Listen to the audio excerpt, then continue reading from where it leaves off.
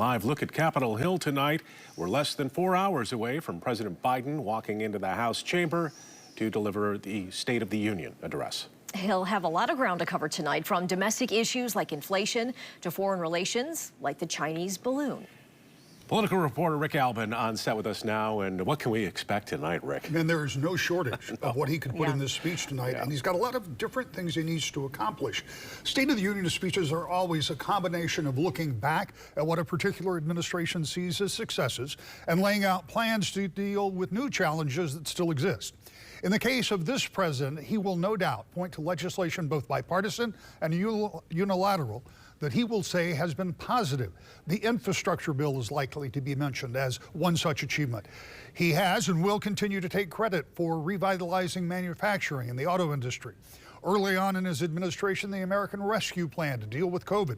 He's likely to look back at some or all of those things, but also has to lay out some vision for the future.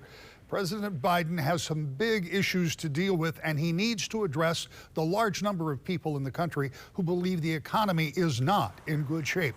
His numbers on inflation and the economy are upside down in the double digits.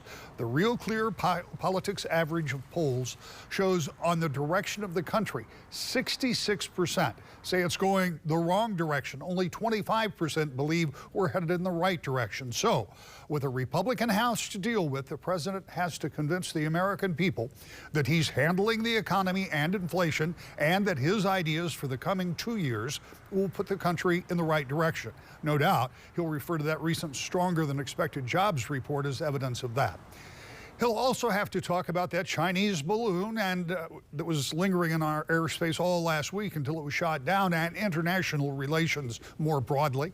Ukraine will also likely be a topic, though it is unclear if there's much new the United States is willing to do on that front. Immigration, the ongoing issue with police violence, and the debt ceiling. And what about running for a second term? President Biden certainly will not announce that he's running tonight. I wouldn't expect that, at least.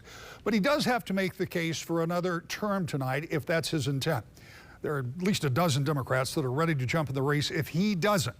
So he needs to send some sort of message that he intends to run and why to hold them at bay. Now, there'll be more, but those are just some of the things he has to talk about tonight. And to give you a little historical perspective, the last president, sitting president, who could run for another term and decided not to was Lyndon Johnson in 1968, and that was 55 years ago. So it's a rare happening, but we'll see what happens with this president. And I'm afraid tonight the conversation certainly leading up to has been all about him running for president, and I think that will dominate what's talked about afterwards as well. Despite everything he has to cover. Right. It's going to be scrutinized, that's for sure. Absolutely. Rick, thank you. You can watch live coverage of the State of the Union tonight at 9 right here on Wood TV 8, and then News 8 at 11.